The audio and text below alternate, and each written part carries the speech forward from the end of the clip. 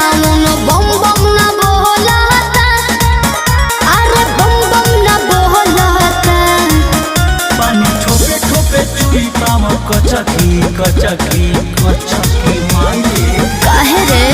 तोनी भेपर के है पर मारो